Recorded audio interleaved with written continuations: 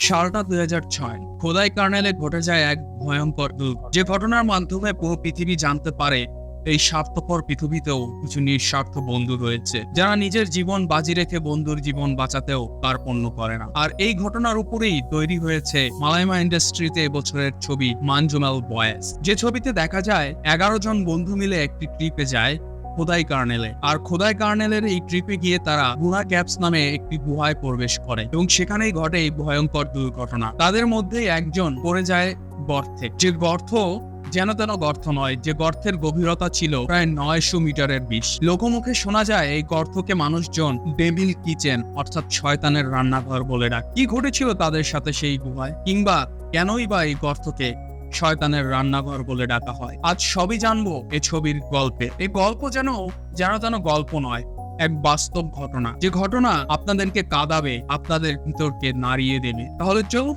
আর দেরি না করে প্রেস প্রোডাকশনের আজকের মুভি এক্সপ্লেনেশনের ব্র্যান্ড নিউ ভিডিও শুরু করি। গল্পের শুরুতে আমরা দেখতে পাই একজন ড্রাইভার এবং তার কিছু লোকজন নিয়ে একটা হোটেলে খাচ্ছিল। খাবার শেষ করে সে পেপার দিয়ে নিজের হাত মুছছিল এবং হাত মুছতে মুছতে হঠাৎ করে তার চোখ পড়ে যায় পেপারের একটি ছবিতে। আর সেখানে সে দেখতে পায় একটি ছবি, যা দেখে সে চমকে যায়। সে সাথে সাথে দোকানদারকে বলে পেপারটা পড়ে শোনাতে থাকে। দোকানদার পেপারটা পড়ে শোনাতে শোনাতে সে নিজেও আশ্চর্য হয়ে যায় এবং চারপাশের সবাই অবাক হয়ে যায়। তখন সবাই মিলে খাওয়া দাওয়া শেষ করে তাদের ট্রিপ ক্যান্সেল করে তারা আবার ফিরে যেতে ছিল কেরালায় তাদের গ্রামে। তারা গ্রামে প্রবেশ করতেই সকালবেলা একজন চলে যায় চার্চে, আর বাকিরা চলে যায় তাদের গ্রামের বাকি সদস্যদের ডাকতে। কি এমন দেখলো তারা পেপারে? কেনই বা তারা তাদের ট্রিপ ক্যান্সেল করে চলে আসলো আবার গ্রামে? কেনই তারা এতটা অবাক হলো? সেটা জানতে আমরা ফিরে যাব কিছুদিন আগের ঘটনায়। কেরালার একটি গ্রাম, যে গ্রামের নাম মানজুমেল। সে গ্রামে আজ বিয়ের অনুষ্ঠান, যেখানে সবাই অনেক মজা করছিল। আর তাদের মাঝেই মানজুমেল বয়েস নামে একটি গ্রুপের সব সদস্যরা মিলে মজা করছিল। তারা সবাই মিলে ড্রিঙ্ক করে মাতাল হয়ে নাচানাচি করছিল। আর ঠিক তখনই সেখানে এসে পৌঁছায় প্রসাদ নামের এক ছেলে, এবং এই বিয়েতেই তার দেখা হয় সুধি নামের একটি ছেলের সাথে। আসলে তারা দুজন ক্লাসমেট ছিল। তাদের অনেক দিন পর আজ একসাথে দেখা হলো। তাদের দুজনের আলাপচারিতায় সুধি জানতে পারে প্রসাদ এখন ড্রাইভারি করে। তখন সুধি বলে, তাহলে তো প্রসাদের গাড়ি নিয়ে আমরা একটা ট্রিপ প্ল্যান করতে পারি। আর প্রসাদ এই শুনে এক কথায় রাজি হয়ে যায় এবং সুধিকে তার কার্ডটা দিয়ে যান এবং জানিয়ে দেয় যদি কোনো ট্রিপ তারা প্ল্যান করে তাকে যেন তারা জানায়। আর অন্যদিকে বিয়েতে তারা নাচানাচি করতে করতেই মানজুমেল বয়েজ গ্রুপ সাথে অন্য একটা গ্রুপের মারামারি লেগে যায়, কারণ তারা ওই দলের সাথেই থাগস অফ ওয়ার নামের একটি টুর্নামেন্টে হেরে গিয়েছিল কিছুদিন আগে। লড়াইটা যখন তাদের মারপিটের পর্যায়ে চলে যায়, তখন সুভাষ নামে একটি ছেলে এসে বলে তাহলে এখানে আর একটা ম্যাচ হয়ে যাক। আর দেখতে দেখতে তাদের খেলা শুরু হয়ে যায় এবং বিয়ে বাড়িটা হয়ে যায় খেলার ময়দান, যেখানে বিয়েতে আসা সমস্ত মানুষ সেখানকার অতিথি বা দর্শক হয়ে যায়। মানজুমেল বয়েস এই ম্যাচটি জেতার জন্য অনেক জোর লাগায়, কিন্তু শেষমেশ তারা ম্যাচটা হেরে যায় এবং যা দেখে নামের এই ছেলেটির মাথা হেড হয়ে যায়, কারণ সেই ছিল এই বয়েজ গ্রুপে সবচেয়ে সিনিয়র ব্যক্তি। এর পরের দিনেই কৃষ্ণা নামের এই ছেলেটি যখন তার কাজ করে ফিরে যাচ্ছিল, তখন পাশের ফটো স্টুডিওর মহিলা তার হাতে একটা ফটো অ্যালবাম পাঠায়। আর এই ফটো অ্যালবামটা তাদেরই ছিল যাদের সাথে তাদের গতকাল ঝামেলা হয়েছিল। আর এরপর কৃষ্ণা ওই অ্যালবামটা নিয়ে তাদের ক্লাবে আসে। তখন সবাই ওই অ্যালবামের ছবিগুলো দেখে খুবই রেগে যায়। তারা ভাবতে থাকে তারাও তো অনেক ঘুরতে চায়, তবে তারা কেন ছবি তুলে না? তাদের বিরোধী পক্ষের এই ট্যুরের ছবি দেখে এখন আর তাদের ভালো লাগছে না। তাই তারা ঠিক করে তারাও কোথাও ঘুরতে যাবে এবং অনেক ছবি তুলবে। প্রথমে তারা ঠিক করে যে সবাই মিলে গোয়া যাবে, আর যেহেতু গোয়া অনেক দূর তাই সবাই রাজি হয় না, আর গোয়া যাওয়ার জন্য অনেক টাকারও প্রয়োজন, আর এত টাকা তাদের সবার কাছে নেই। তাই তারা অনেক জায়গা ঠিক করে এবং সেটা আবার ক্যান্সেল করে। ফাইনালি তারা ডিসিশন নিতে পারে যে তারা খোদাই কার্নেল যাবে। সুধীর তার ড্রাইভার বন্ধু প্রসাদকে ফোন করে। প্রসাদ জানায় এখন উৎসবের মৌসুম চলছে, তাই ট্রাভেলের গাড়ি নেই, কিন্তু ছোট একটা গাড়ি রয়েছে, বাট সেখানে তারা 9 জনের বেশি যেতে পারবে না। তারা তখন ভাবতে ছিল যে তারা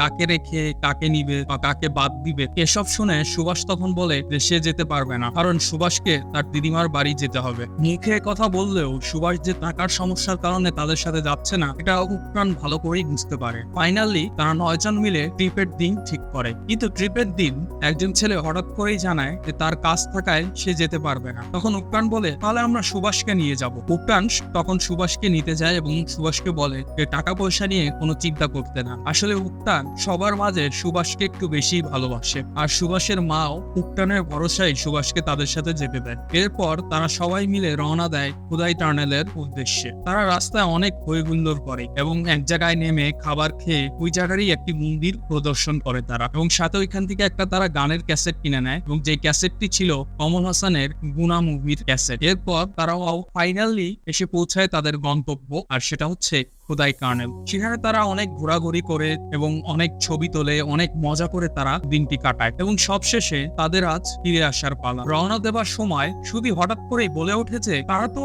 একটা জায়গা মিস করে ফেলেছে যেখানে কমল হাসানের গুনা ছবির শুটিং হয়েছিল, একটা গুহা। তখন এই কথা শুনে সবাই ডিসিশন নেন যে তারা ওই গুহায় ঘুরতে যাবে। এরপর তারা সবাই এসে পৌঁছায় ওই গুনা ক্যাবে। সেখানে পৌঁছেই তারা একটা দোকানে কিছু খাবার খায়। এরপর তারা সবাই গুনা ক্যাবে আসে। একজন ফটোগ্রাফার তাদের ছবি তুলতে বলে 50 টাকার বিনিময়, কিন্তু ছেলেগুলো তার হাতে তাদের নিজেদের ক্যামেরা তুলে দিয়ে বলে তাদের একটা ছবি তুলে দিতে। তারা সবাই মিলে এখানে গ্রুপ ফটো তুলে। শুধু তাদেরকে গুহায় নিয়ে যেতে চায়, কিন্তু দেখতে পায় রাস্তায় গ্রিল দিয়ে তা বন্ধ করা, আর সেখানকার একটা সাইনবোর্ড দেওয়া ছিল আর যেখানে ছিল সতর্কবার্তা, নিচে যাওয়া নিষেধ। সবাই তখন হতাশ হয়ে ফিরে আসতে চায়, কিন্তু তখনই হঠাৎ তারা দেখতে পায় 3 জন ছেলে ওই গুহা থেকে বের হচ্ছে। এটা দেখে তাদের মন কিছুতেই মানছিল না। তারা ঠিক করে তারা ওই গুহাতে যাবে। তখন তারা ওই গেট টপকে চলে যায় গুহার দিকে। প্রকৃতির এই সৌন্দর্য দেখে তারা খুবই আনন্দিত হয় এবং তারা খুবই আনন্দ করতে থাকে।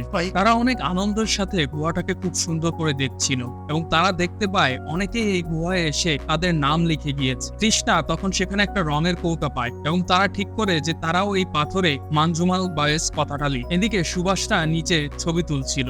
সুভাষ তখন লেখাটা দেখে বলে দারুণ হয়েছে, তবে ডেটটা লিখতে হবে। এই বলে সে এগোতে থাকে, আর তখনই হঠাৎ সে একটা গর্তে পড়ে যায়। প্রথমে কেউ বুঝতেই পারে না আসলে এটা কি হলো। তখন সবাই ওই গর্তের সামনে এসে সুভাষকে ডাকতে থাকে। তারা ভাবতে থাকে হয়তো সুভাষ তাদের সাথে মজা করছে। তখনই হঠাৎ করে শত শত বাদুড় ওই গুহা থেকে বেরিয়ে আসে এবং এইসব দেখে তারা খুবই ঘাবড়ে যায়। উপর থেকে একজন টুরিস্ট গাইড কেপ থেকে এত বাদুড় উঠতে দেখে সেও খুব ঘাবড়ে যায় এবং তার চাহনিতে আমরা বুঝতে পারি আসলে এই বিষয়টা কতটা ভয়ানক। এদিকে সমস্ত ছেলেরা ক্যামেরার ফ্ল্যাশ জ্বালিয়ে দেখার চেষ্টা করে গর্তের ভিতরে। তা এতটাই অন্ধকার ছিল যে ক্যামেরার ফ্ল্যাশে তারা কিছুই দেখতে পাচ্ছিল না। তখনই একটা ছেলের পায়ে লেগে একটা পাথর গর্তে পড়ে যায় এবং সেই গর্তের শব্দ শুনে তারা বুঝতে পারে যে আসলে এটা যেন তেন গর্ত নয়, এই গর্তের শেষটা কোথায় তারা নিজেরাও জানে না। এবং এটা দেখে অবিলাস নামের একটা ছেলে ছিল যে খুবই আতঙ্কিত হয়ে যায়। সে বারবার বলতে থাকে সুভাষ চলে গেছে, সুভাষ আমাদের ছেলে চলে গেছে।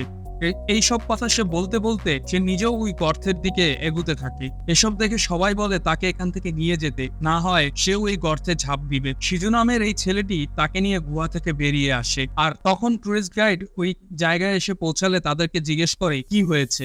সবাই কাঁদো কাঁদো গলায় বলতে থাকে সুভাষ গর্তে পড়ে গেছে। এটা শুনে টুরিস্ট গাইড ঘাবড়ে যায়, তাদের সবাইকে বলে এখান থেকে চলে যেতে। এই গর্ত সাধারণ কোনো গর্ত নয়। উপটান তার এই কথায় আরো রেগে যায়। উপটান তখন বলে তার কথা না শুনে বাইরে গিয়ে মানুষ ডেকে আনতে। সাথে সাথে 4 বন্ধু দৌড়ে চলে যায় বাইরে গিয়ে সেই ফটোগ্রাফারকে দেখে তার হাতে পায়ে ধরে তারা বলতে থাকে তাদেরকে সাহায্য করতে। বলে যে তার বন্ধু গর্তে পড়ে গেছে। আর এটা শোনার সাথে সাথে ফটোগ্রাফার একদম চমকে যায় এবং সে বলতে থাকে এখন আর তাদের কেউ সাহায্য করতে পারবে না, তাদের বন্ধু আর বেঁচে ফিরবে না। ছেলেগুলো তখন কাঁদো কাঁদো গলায় বলতে থাকে তাদেরকে যেভাবেই হোক সাহায্য করতে। আর তখন ফটোগ্রাফার বলে যে তোমরা দ্রুত ফরেস্ট গার্ডের কাছে যাও, ফরেস্ট গার্ড এই কিছুক্ষণ আগেই এখান থেকে বেরিয়ে গেছে, তোমরা দ্রুত তার কাছে যাও। তারা তখন সবাই মিলে আবার ছুটে যায় বাহিরের দিকে। কোথাও ফরেস্ট গার্ডকে না দেখতে পেয়ে তারা ছুটে আসে সেই দোকানে যেখানে বসে তারা খেয়েছিল। দোকানদারকে তারা বলতে থাকে তাদের বন্ধু গুনা ক্যাবের গর্তে পড়ে গেছে। এটা শুনে দোকানদারও চমকে। এখন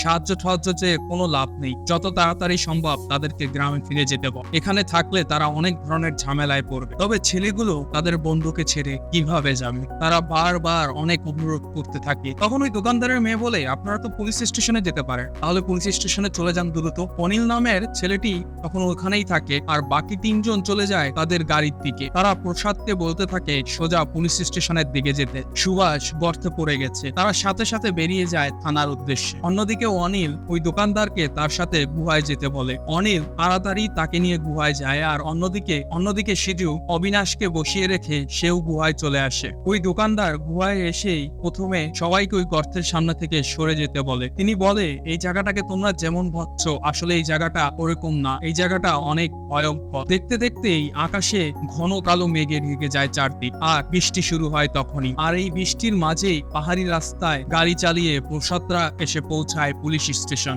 তড়িঘড়ি করে তারা পুলিশ স্টেশনে ঢুকেই বলে, প্লিজ স্যার, আমাদেরকে হেল্প করুন, আমাদের এক বন্ধু গুনা ক্যাবের গর্তে পড়ে গেছে। আর এই গুনা ক্যাবের নামটা শুনেই পুলিশ একদমই চমকে যায়। যেই পুলিশ তাদের কথাও শুনতে চাচ্ছিল না, সেও চেয়ার ছেড়ে উঠে আসে তাদের কাছে। তাদেরকে বকতে শুরু করে কেন তারা সেখানে গিয়েছিল, সেখানে তো সতর্ক বার্তা লেখা ছিল, তারপরও কেন তারা সেখানে গিয়েছে। এবং এরপর সে থানার বড়বাবুকে ডাকতে যায়। ছেলেগুলো পুলিশের হাতে পায়ে ধরতে থাকে, যেভাবেই হোক তাদেরকে সাহায্য করতে। তখন পুলিশ বলে, আমার হাতে পায়ে ধরে লাভ হবে না, তোমাদের বন্ধু কোনোদিনও ফিরে আসতে পারবে না। তখন সে বলে, তোমরা কি জানো ওই গুহার আসল ইতিহাস? এরপরেই এখানে পুলিশ তাদেরকে আর গুনা ক্যাবের ওইখানে সেই দোকানদার বাকিদেরকে, গুহার বাহিরে টুরিস্ট গাইড অবিলাসকে, তারা সবাই মিলে বলতে থাকে এই গুহার ইতিহাস তাদেরকে। এই গুহার আসল নাম হচ্ছে ডেভিল কিচেন, অর্থাৎ শয়তানের রান্নাঘর। এই নাম রেখেছিল ইংরেজরা, আর তারা শুধু এই নাম রাখেনি, এর পিছনে আসলে অনেক কারণ রয়েছে। এরপর কমল হাসানের গুনা ছবির শুটিং এখানে হওয়ার পর থেকে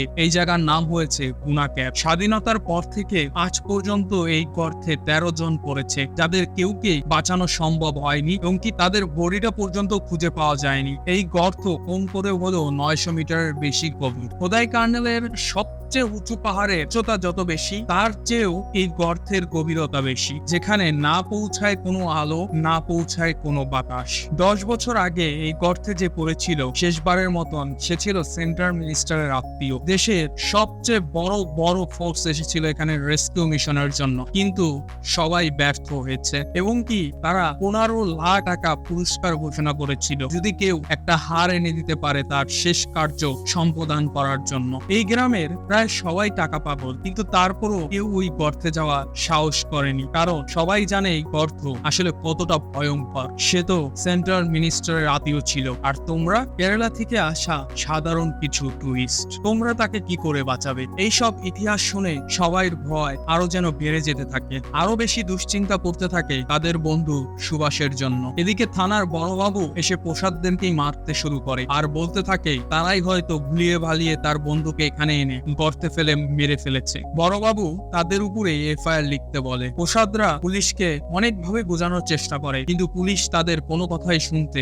রাজি না। এই গুনা ক্যাবের নাম শুনতেই তাদের মধ্যে এক অন্যরকম ভয় কাজ করছে। অন্যদিকে বৃষ্টির সমস্ত পানি আসতে থাকে ওই গুনা ক্যাবে, এবং কি সেই পানি চলে যেতে থাকে ওই গর্তে, আর এইভাবে চলতে থাকলে ওই গর্ত পানিতে ভরে যাবে। এই ভেবে উত্তান ওই পানি জলধারা আটকানোর চেষ্টা করে, তার দেখা দেখি বাকিরাও ওই জল আটকানোর চেষ্টা করে। ইতিমধ্যে ওই ফটোগ্রাফার ফরেস্ট গার্ডদের নিয়ে ওই জায়গায় হাজির হয়। দোকানদার এবং ফরেস্ট গার্ড সবাই তাদেরকে ওইখান থেকে সরে যেতে বলে, নয়তো তারাও ওই গর্তে পড়ে যেতে পারে। কিন্তু জীবনের ভয়ে মানজুমাল বয়েস তাদের বন্ধুর জীবন না বাঁচিয়ে ওখান থেকে সরে যাওয়ার পাত্র তারা নয়, তাই তারা সবাই মিলে ওই পানি প্রবাহের উপর শুয়ে পড়ে, যাতে করে কোনো পানি গর্তে না যেতে পারে। আর তখনই ফ্ল্যাশব্যাকে দেখানো হয় যেখানে ছেলেবেলায় এই মানজুমাল বয়েস লুকোচুরি খেলছিল, তখন তারা একে একে সবাইকে খুঁজে পেলেও সুভাষকে তারা খুঁজে পায় না। আর সুভাষ একা একটি তেলের ড্রামে লুকিয়ে থাকায় সেও ভয় পাচ্ছিল, এবং কি ভয় পেয়ে সুভাষ নিজেকে এক অজানা জঙ্গলে কল্পনা করছিল। আসলে ছোটবেলা থেকে সুভাষ একটু অন্যরকম। ছেলেবেলাতেই সুভাষকে একটা অজানা ভয় সবসময় আঁকড়ে ধরতো। অন্যদিকে অনেকটা সময় কেটে যাবার পর থানার ওই বড়বাবু একজন ইন্সপেক্টরকে ডেকে বলে ছেলেগুলোর সাথে ওই গুহায় গিয়ে দেখতে আসলে কি হয়েছে, কারণ মানুষ এবং মিডিয়া যদি জানতে পারে যে পুলিশ কিছু করেনি তাহলে অনেক ঝামেলা হবে, এবং যাবার পথে দড়ি এবং টর্চ কিনে নিয়ে যেতে বলে। ছেলেগুলো তখন ওই পুলিশ অফিসারকে নিয়ে রওনা দেয়, কিন্তু পুলিশের সুভাষকে বাঁচানোর কোনো আগ্রহই নেই। দড়ি টর্চ কেনার জায়গায় সে সবার প্রথম এসে দাঁড়ায় এক মদের দোকানের সামনে। সে প্রসাদদেরকে বলে মদের দোকান থেকে মদ, বাদাম, গ্লাস এসব নিয়ে আসতে, কারণ ওই পুলিশ অফিসার ধরে নিয়েছে সুভাষ আর বেঁচে নেই, এবং তাকে তারা কোনোদিন ওই গর্ত থেকে বের করতে পারবে না। তাই জন্য তার মধ্যে যেন কোনো সিনসিয়ারিটি সিকিউরিটি নেই। আর ওই বেচারা ছেলেগুলো অসহায় হয়ে পুলিশের জন্য মদ কিনতে যায়। তাদের বন্ধু আসলে বেঁচে আছে কি নাকি মারা গেছে সেটাও তারা জানে না। আর এই অবস্থার মধ্যেও তাদেরকে দাঁড়াতে হচ্ছে মদের দোকানের লাইনে। আর এরপরেই দেখানো হয় আরো একটা ফ্ল্যাশব্যাক। ছেলেবেলায় মানজুমান বয়সে সবাই গিয়েছিল নদীতে গোসল করতে। সবাই আনন্দের সাথে নদীতে ঝাঁপ দিলেও সুভাষ যেন লাফ দিচ্ছিল না, কারণ সে অনেক ভয় পাচ্ছিল। আসলে ছেলেবেলা থেকেই সুভাষের এইসব অ্যাডভেঞ্চারে অনেক ভয় লাগে, তবুও সবার কথায় সে ঝাঁপ দিয়ে দেয় নদীতে। আর তখনই আমরা দেখতে পাই সুভাষ কিভাবে সেই গর্তে পড়েছিল। এই দৃশ্যটা এতটা ভয়ানক যা মুখে বলে আসলে বোঝানো যাবে না। তবে সৌভাগ্যবশত সুভাষ একদম তলানিতে না পৌঁছে আটকে গিয়েছিল একটা পাথরে, কিন্তু সে খুবই গুরুতরভাবে আহত এবং সেই জায়গাটা কতটা ভয়ানক তা আমরা খুব ভালো করেই বুঝতে পারি। আর এদিকে পুলিশ মদ্যপান করতে করতে এসে পৌঁছায় সেই জায়গায়। সবাই দৌড়ে তাদের বন্ধুর কাছে গেলেও পুলিশের যেন সে ব্যাপারে কোনো আগ্রহই নেই। সমস্ত ছেলেরা অসহায় হয়ে পড়ে আছে সেই গর্তের সামনে। পুলিশ অফিসার এসে একটা টর্চ ধরে গর্তে দেখার চেষ্টা করে এবং সুভাষের নাম ধরে কয়েকবার ডাকে। এরপরেই সে সবাইকে সেখান থেকে চলে যেতে বলতে থাকে তাদের বন্ধু আর বেঁচে নেই, এখানে বসে থেকে কোনো লাভ নেই। তাই সে সবাইকে উপরে যেতে বলে এবং সাথে নিজেও চলে যাওয়ার জন্য প্রসাদকে তার গাড়ি বের করতে বলে, কিন্তু প্রসাদ তখন বলে সে তার গাড়ি বের করবে না। পুলিশ অফিসার তখন তাকে অনেক ধরনের হুমকি দিতে থাকে। প্রসাদ বলে আমার গাড়ি যদি আপনি জ্বালিয়েও দেন তাও আমি আমার গাড়ি বের করব না। অফিসার উল্টো তাকেই মারতে থাকে। তখন ওই দোকানদার বলে এখনই তো আপনি এলেন, কোনো চেষ্টা না করে আপনি কিভাবে চলে যাচ্ছেন? বৃষ্টিও কিছুক্ষণের মধ্যে থেমে যাবে আর তখনই তো রেস্কিউ কাজ শুরু করা যেতে পারে। এখানে অনেক লোকাল মানুষজন আছে, তাই বাধ্য হয়ে পুলিশ অপেক্ষা করতে থাকে বৃষ্টি কুমার। আর বৃষ্টিও যেন আজকে মুষলধারে পড়ে যাচ্ছিল। অনেকটা সময় কেটে যাবার পর বৃষ্টি থামে, আর বৃষ্টি থামতেই পুলিশটি আবার সুভাষকে ডাকাডাকি শুরু করে, কিন্তু তার কোনো সাড়াই তারা পায় না। তখন পুলিশটি আবার সবাইকে এখান থেকে চলে যেতে বলতে থাকে অনেকটা সময় কেটে গেছে, এখন আর কোনো লাভ নেই। সে সবাইকে জোর করতে থাকে এখান থেকে চলে যেতে। আর তখনই একজন গুহার সামনে গিয়ে চিৎকার করে ডাকতে থাকে সুভাষকে। আর অন্যদিকে দেখানো হয় সুভাষ সে মৃত এবং আহত হয়ে সেই গুহাতেই হাঁটছে। সে গুহা থেকে ওই দৃশ্যটাই দেখছে যখন তারা সবাই এসে গুহার সামনে চিৎকার করছিল। সুভাষ তাদের সবাইকে চিৎকার করে ডাকতে চাচ্ছে, কিন্তু কিছুতেই তাদের ডাকতে পাচ্ছে না। তার চিৎকার যেন কেউ শুনতে পাচ্ছে না। আসলে সুভাষ এই সবকিছুই হ্যালোসিনেট করছিল। সে তো প্রায় মৃত অবস্থায় আটকে আছে সেই গর্তের পাথরে, যার হাত পা লড়ানোর মতন বিন্দু মাত্র শক্তি আর অবসর নেই। সে তখন সমস্ত শক্তি সঞ্চয় করে সেখান থেকে আর্তনাদ করতে থাকে। আর তার সেই আর্তনাদের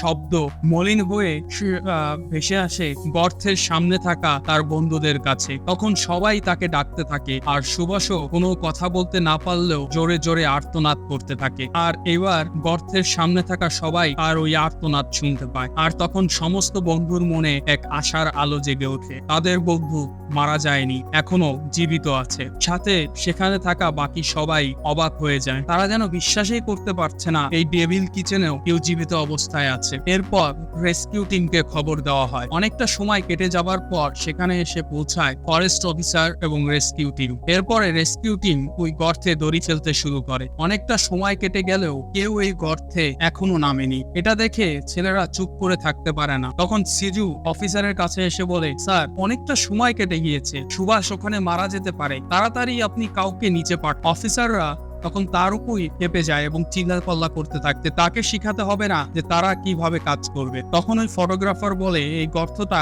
আর 5টা গর্তের মতন সোজা নয়, অনেকটাই তেরা বেঁকা, তাই এখানে রশি ফেলে কোনো লাভ নেই। আর তাছাড়া নিচে অনেক ঠান্ডাও রয়েছে, বেশিক্ষণ থাকলে ছেলেটির জীবনও চলে যেতে পারে। আর এসব শুনে রেস্কিউ অফিসার একজনকে নিচে পাঠানোর আদেশ দেয়, কিন্তু কোনো কর্মী এই গর্তে নামতে রাজি হয় না। সবাই নিজের কথা এবং নিজের পরিবারের কথা ভেবে পিছু হটে যায়। এমনকি যে ব্যক্তি সুইসাইড পয়েন্ট থেকে বড়ি তোলে সে পর্যন্ত আসতে অস্বীকার করে দিয়েছে। এভাবেই তাদের এই কথাবার্তা চলতেই থাকে। আর তখনই আমাদের আরো একটি ফ্ল্যাশব্যাক দেখানো হয়। সেদিন নদীতে তারা গোসল করে সবাই পারে উঠতে দেখতে পায় তাদের মধ্যে একজন মিসিং। তখন সবাই আনাগোনা করতে থাকলেও কোনো কিছু না ভেবে সোজা আবার নদীতে ঝাঁপ দেয় তাদের ওই বন্ধুকে খুঁজতে। এরপর নদীতে ডুবতে থাকা তাদের এই বন্ধুকে বাঁচিয়ে তুলে আনে পারে। উত্তান ছেলেবেলাতেও তাদের বন্ধু জীবন বাঁচাতে পিছপা হটেনি, আর তা আজও হবে না। তাই সে এসে অফিসারকে বলে, কেউ যদি নিচে যেতে না চায় তাহলে আমি নিচে যাব।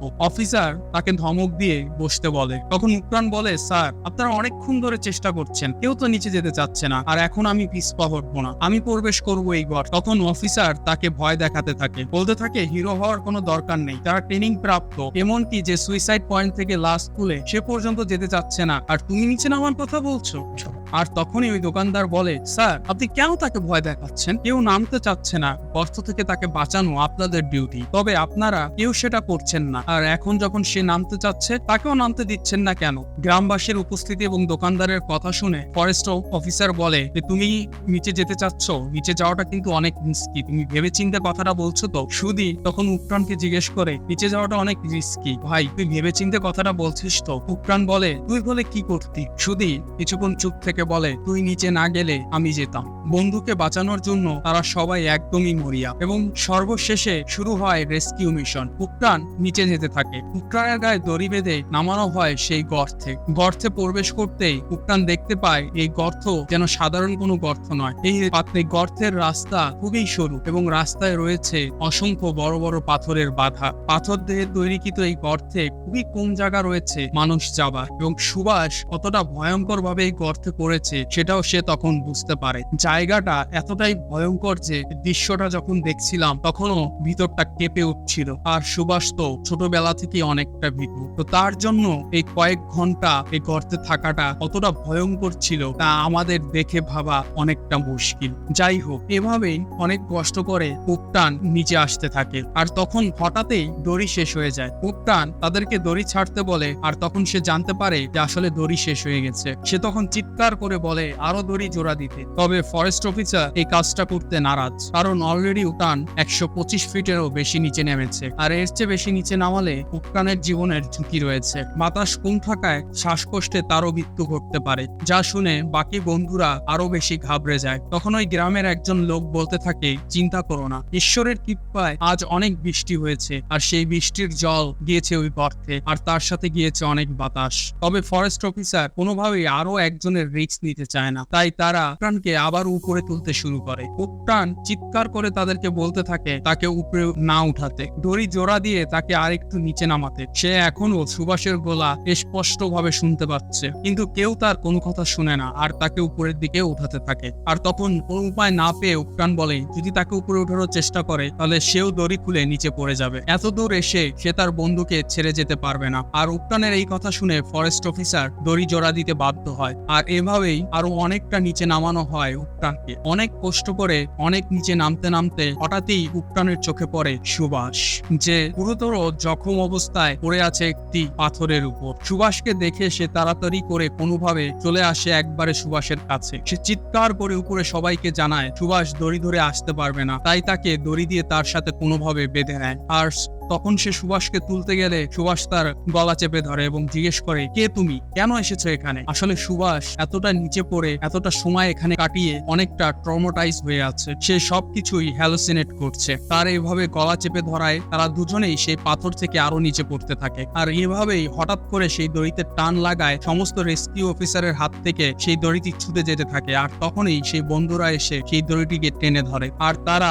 আস্তে আস্তে উপরের দিকে টেনে তুলতে থাকে তাদের দুজনকে। কিন্তু এই গর্তটা তো সোজা নয়, অনেকটা আঁকা বাঁকা, তাদের দুজনকে উপরে ওঠানোটাও ছিল অনেকটা চ্যালেঞ্জ। তাদেরকে অনেক কষ্ট করে উপরে তুলতে থাকে, এবং অনেকটা উপরে তোলার পর তাদের ওই দড়িটা দুইটা পাথরের মাঝখানে হঠাৎ আটকে যায়, আর যেখানে পাথরের জায়গাটা এতটাই সরু ছিল যে দুজন ব্যক্তি সেখান থেকে কোনোভাবেই বেরোনো যাচ্ছিল না। তখন ছেলেগুলো উপরের দিকে রশি টানতে থাকে, কিন্তু তাদের এই টানে উকরানের কোনো লাভ হচ্ছে না, উল্টো তাদের বারবার ওই পাথরের সাথে বাড়ি লেগে আরো আহত হচ্ছিল। এমতো অবস্থায় তারা কি করবে বা তাদের কি করা উচিত তারা আসলে বুঝে উঠতে পারছিল না। ইতিমধ্যে অবিলাস নামের ওই ছেলেটি এসে হাজির হয় ওই গুহার মধ্যে। তাকে এই অবস্থায় দেখে বাকি সবাই আরো ঘাবড়ে যায়। তারা জানে অবিলাসের মাথা ঠিক নেই, সে যখন তখন এই গর্তে ঝাঁপিয়ে পড়তে পারে। তারা সবাই তখন অবিলাসকে বলতে থাকে বাইরে গিয়ে অপেক্ষা করতে। কিছুক্ষণের মধ্যেই তারা সুভাষকে নিয়ে বাইরে উপরে আসবে, কিন্তু অবিলাস তাদের কোনো কথাই শুনে না। অবিলাস আসলে বিষয়টা বুঝতে পারছিল যে তারা সবাই মিলে দড়ি টানার পরও কেন তারা উপরে উঠছে না, তাই সে সবাইকে বলে দড়ি লুজ করতে। আর তখনই মানজুমাল বয়েসের সেই দড়ি টানার প্র্যাকটিসটা কাজে লাগে। তারা ঠিক তাদের নিজস্ব পজিশন নিয়ে নেয় এবং তারা আস্তে আস্তে দড়িটিকে লুজ করে এবং এক টানে তারা সুভাষ এবং মুক্তানকে উপরে তুলে নিয়ে আসে। সুভাষের এই অবস্থা দেখে তারা সবাই কষ্ট পায়, তবে তাদের কষ্টের চেয়ে খুশির জায়গাটা এই জায়গায় যে তাদের বন্ধু বেঁচে আছে। এরপরেই সুভাষকে নিয়ে তারা দৌড়ে বের হয়ে যায় এই গুহা থেকে। বাইরে এসে তারা সুভাষকে নিয়ে বসে, আর তখনই এক বৃদ্ধ মহিলা এসে সুভাষের পা ছালাম করে বলে যে তুমি মৃত্যুর মুখ থেকে ফিরে এসেছো, তাই তুমি ঈশ্বরের উপহার। আর এরপরে সাথে সাথেই সুভাষকে নিয়ে যাওয়া হয় হসপিটালে তার চিকিৎসা করা হয়, কিন্তু তার শরীরে অনেক ফ্র্যাকচার এবং অনেক চোট রয়েছে আর তার ট্রমা কেয়ারের প্রয়োজন, আর যেটা খোদাই কার্নেলে নেই। তাই তারা সবাই মিলে তাকে নিয়ে শহরের উদ্দেশ্যে তারা রওনা দেয়। আর তখন ওই হসপিটালটা মিডিয়ায় ঘিরে ধরে, আর কিছু মিডিয়ার লোক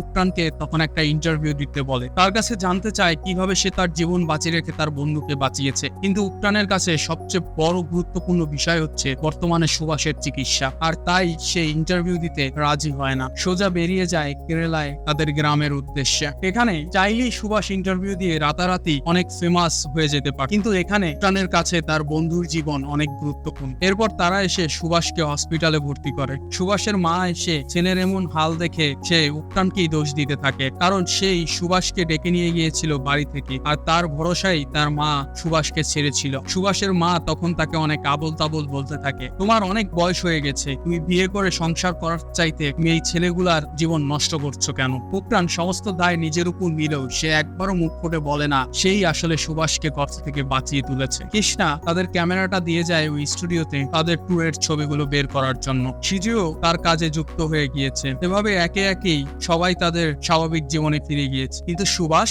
সে কি এখনো ফিরতে পেরেছে তার সাধারণ জীবনে? না, সে হাসপাতাল থেকে কিছুটা সুস্থ হয়েও বাড়িতে ফিরলেও সে কিন্তু সুস্থ নয়, কারণ সব সময় তাকে সেই গুহার দৃশ্য তাকে তাড়া করে বেড়াচ্ছে। চোখ বন্ধ করলেই সে সেই ভয়ঙ্কর দৃশ্য দেখতে পায়। সে কোনোভাবেই তার সাধারণ জীবনে ফিরতে পারে না। রাতে সে ঘুম থেকে চিৎকার করে ওঠে, আর তার মা এখনো তাকে পাহারা দেয়। এভাবেই দিন কাটতে থাকে। আর তারপরে সমস্ত বন্ধুরা একদিন আসে সুভাষের বাসায়, তাকে দেখাবে তাকে তাদের ঘুরতে যাওয়া সেই অ্যালবামের ছবিগুলো। সুভাষ অনেক চেষ্টা করছে তার সাধারণ জীবনে ফিরে আসার। এরপরে গল্প চলে আসে বর্তমান সময়। দেখানো হয় সেই ড্রাইভারকে। সেই ড্রাইভার হাত মুছতে মুছতে পেপারে যে ছবিটা দেখেছিল সেটা ছিল সুভাষ এবং উপটানের ছবি, আর যেখানে লেখা ছিল কিভাবে উপটান নিজের জীবন বাঁচিয়ে রেখে তার বন্ধুকে বাঁচিয়েছে। তারা এই নিউজ পড়ে সবাই এই গ্রামে ফিরে আসে, আর চার্চে সবাইকে ডেকে এই খবর জানানো হয়। চার্চের ফাদার বলে এই খবর কোনোভাবেই মানজুমাল গ্রামে রাখা যাবে না, এই খবর মিডিয়া ডেকে সারা দেশে এবং সব জায়গায় ছড়িয়ে দিতে হবে। আর এসব জানতে পেরে গ্রামের সমস্ত লোক উপটানের বাসার সামনে এসে তাকে উকি দিয়ে দেখতে থাকে। উপটানরা কিছুই বুঝতে পারে না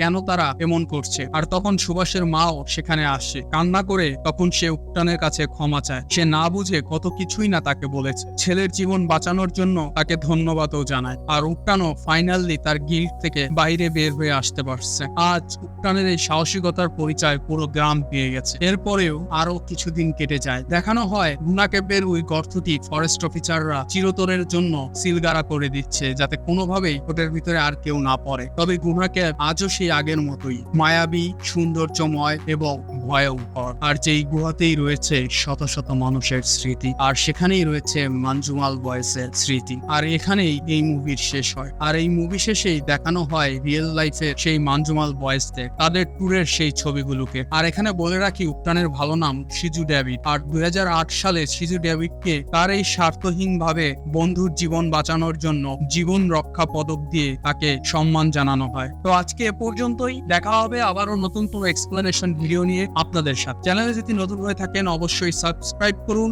এবং বেল আইকনে চাপ দিয়ে রাখুন এরকম নতুন নতুন মুভির এক্সপ্লেনেশন ভিডিও পাওয়ার জন্য।